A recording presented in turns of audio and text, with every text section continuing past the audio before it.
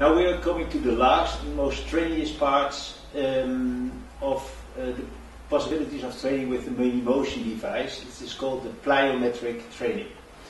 And plyometric forces are the most demanding forces for the body to control, because there's the most energy involved. And this is the moment the people are injured normally. So what is a plyometric force? The plyometric force is when an eccentric movement is controlled and changed in an accelerating concentric force. For instance, if I move my arm quickly backwards when throwing a ball, I have to decelerate this movement by an eccentric contraction and speed up the movement, accelerating as the arm in the other direction. This is compared when you tie a stone in an elastic rope. You throw away the stone, wait until maximum tension is coming up into the rope, and then you move it in the other way around. That's the moment the rope is getting broken. That's the moment tendons, muscles, or other structures of the body get torn. So this part of the exercise, this part of lowing, can be trained with the Minimotion, but only in the end phase of rehabilitation and only for very well trained sportsmen. It's not suited for untrained sedentary people they will injure themselves during this training. Once again, it's only for very well trained sportsmen. So I will show you on the neck device how this training can be formed. And now we are changing the clip. We only had the clip in the end position or in the middle position, and now we put the clip on purpose in the very short position, because in this position the frequency goes up also to a maximum velocity. So and if we add this frequency on the cervical spine, maximum load is increased in the cervical muscles, but in the cervical discs and other structures as well, which is happening in sports like soccer or wrestling or skiing or motorsport or all such kind of strenuous activities. So the way you train this starts up and build up this training. Oh, I've got the wrong device. Sorry. This is the device for the head. So.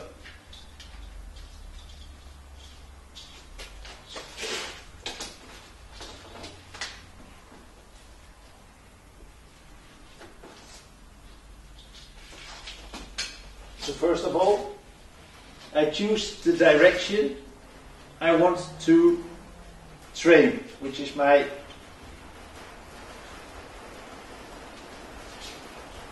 target structure. For instance, I've got a cyclist who had an injury after a fall. He had a flexion trauma, and now I want to train his muscles in a way it is loaded during mountain biking. So I start off the training in sitting position and moving in flexion and extension in a low frequency.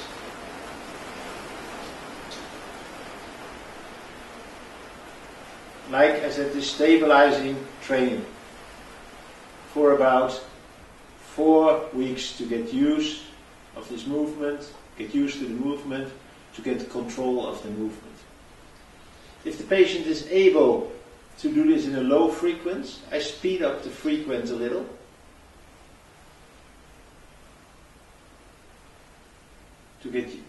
In order to increase the velocity and get control of the movement by higher velocities. If the patient is able to do this, I set ask the patient to sit in a more inclined position, like it's happening during cycling. Or ask him to bend a bit further, so it's happening so I mimic the position, what is happening during cycling. If he's able to do this, I start up to speed up the movement and inducing little plyometric forces,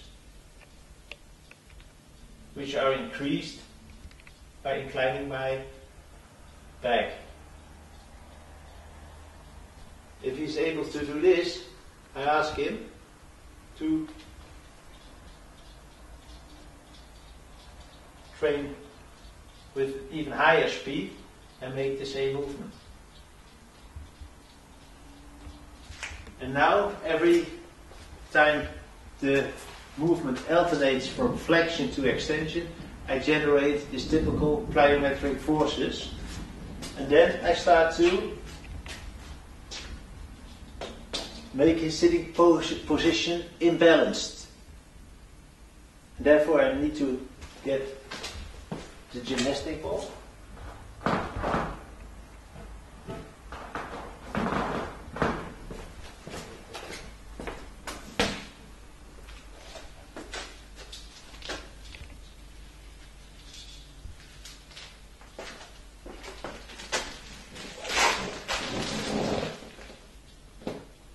During the plyometric forces in the functional position, I ask the patient to make a bouncing movement as well, or a sideward movement, like it is in cycling. And then it's exactly the load I mimic which he has to bear during mountain biking, during his sport. So the idea of plyometric forces is to speed up the movement by until maximum speed, and mimicking the loads which are asked for in sports. Like the cyclist I showed you, that could be a neck training, but for sportsmen like tennis player or netball, we use the plyometric force to mimic the throwing movement with maximum speed in the throwing position. So the way he trains this movement, he starts off with a slow frequency in the middle position. He speeds up frequency in the middle position, and then he's searching the critical point of throwing at the end of the range of motion. That's the position sportsmen normally injure their shoulder, which should be controlled and can be practiced perfectly by the Minimotion device. So